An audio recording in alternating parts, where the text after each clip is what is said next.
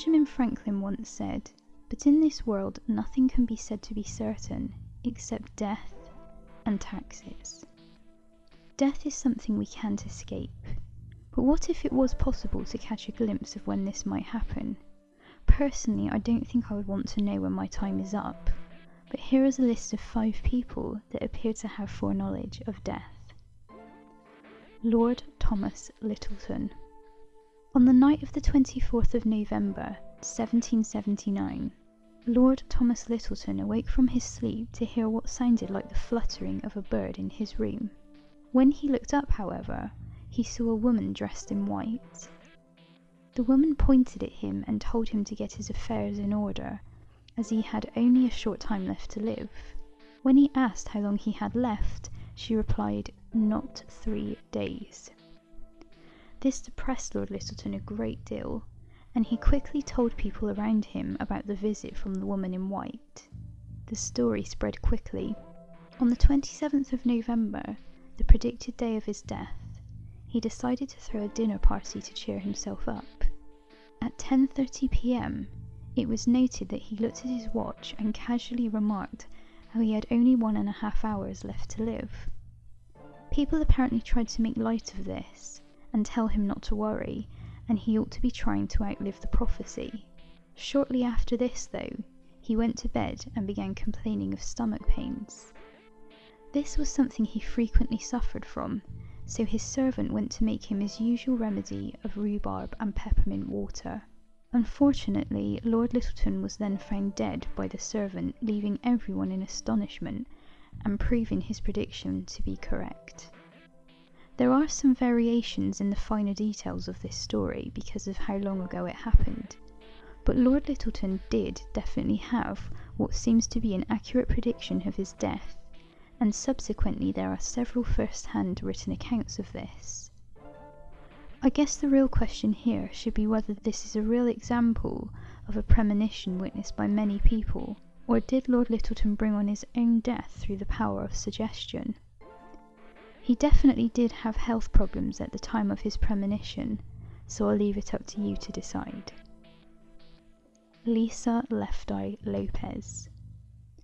Lisa Lopes, better known as Left Eye from the group TLC, was tragically killed in a car accident on April the 25th, 2002.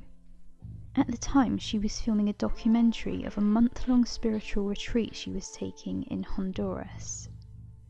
This was something she did regularly, and she regarded Honduras as a spiritual place where all of your fears are quick to manifest. There are several strange things surrounding her death. Firstly, fellow TLC member Tion T-Boz Watkins had an uneasy feeling on the day Lisa died.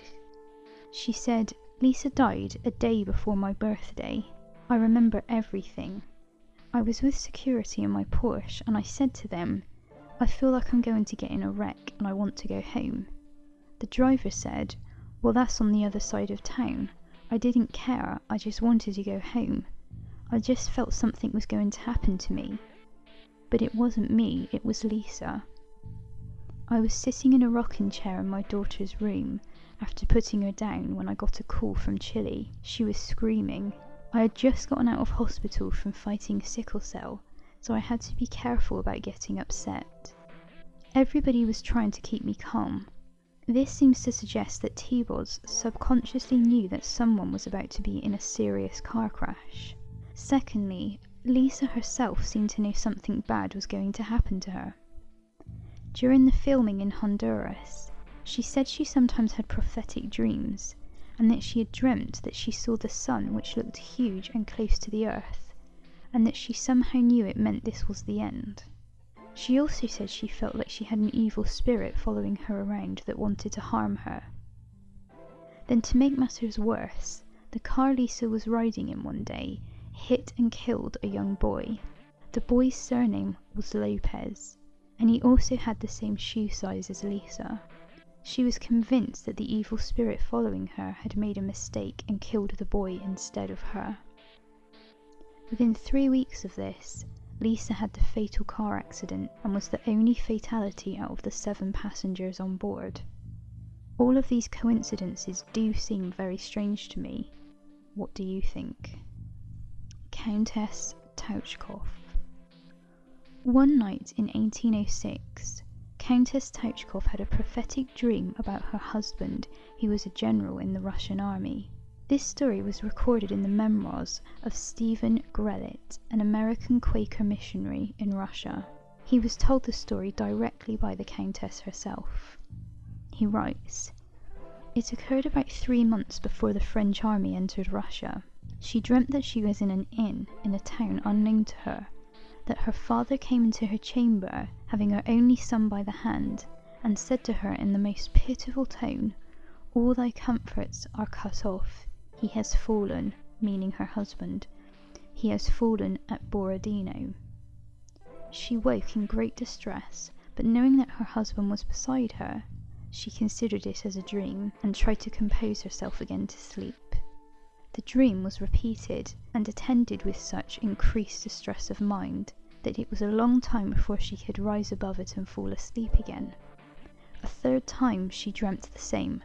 Her anguish of mind was then such that she woke her husband and queried, 'Where is Borodino?' and then mentioned her dream. He could not tell her where that place was. They and her father carefully looked over the maps of the country, but could not discover any such place. It was then but an obscure spot, but has since become renowned for the bloody battle fought near it. At that time, the seat of war was far off, but it soon drew near.